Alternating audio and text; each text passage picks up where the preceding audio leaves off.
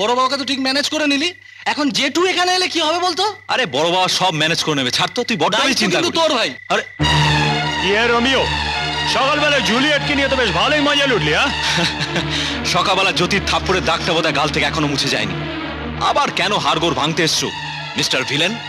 দেখুন, আপনি কিছু মনে করবেন না প্লিজ। হ্যাঁ, আমরা কাল সকালেই এখান থেকে চলে যাব। আর আপনার আর জ্যোতির মাঝখানে কি সম্পর্ক আছে তা নিয়ে আমাদের কোনো মাথা ব্যথা নেই। মনে হচ্ছে ওর চেয়ে তোর মাথায় বুদ্ধিতে একটু বেশি আছে। হ্যাঁ, কাল সকালবেলায় ভালো ভালো এখান থেকে ফুটে যাবি, নইলে পরে খুন খারাপা হয়ে যাবে। না না না না, ওসবের কোনো প্রয়োজন নেই দাদা, কাল সকালেই আমরা এখান থেকে চলে যাব। যেতে হয় তুই যা, আর এদের মতো শয়তানকে কি করে শায়েস্তা করতে হয় তা আমার জানা আছে।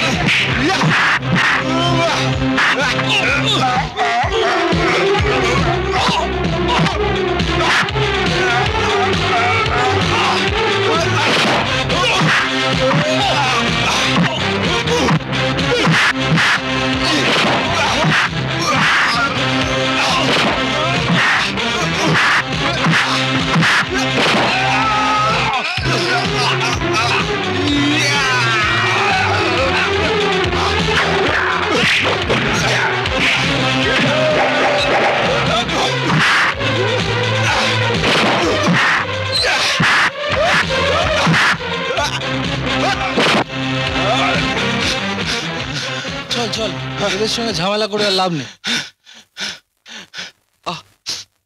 অনেক হয়েছে অমর, এবার এখান থেকে ফিরেছ।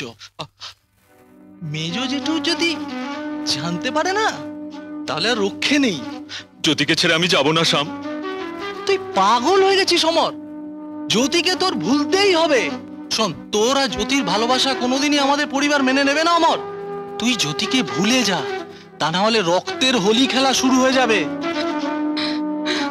জ্যোতি, জ্যোতি, জ্যোতি।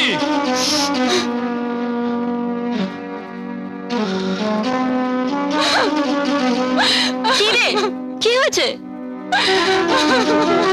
কাঁদছিস কেন? কি হয়েছে তোর?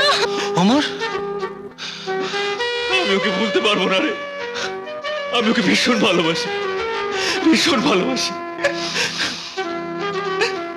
কাল সকালেই আমরা এখান থেকে চলে যাব অমর। কাঁদছিস কেন?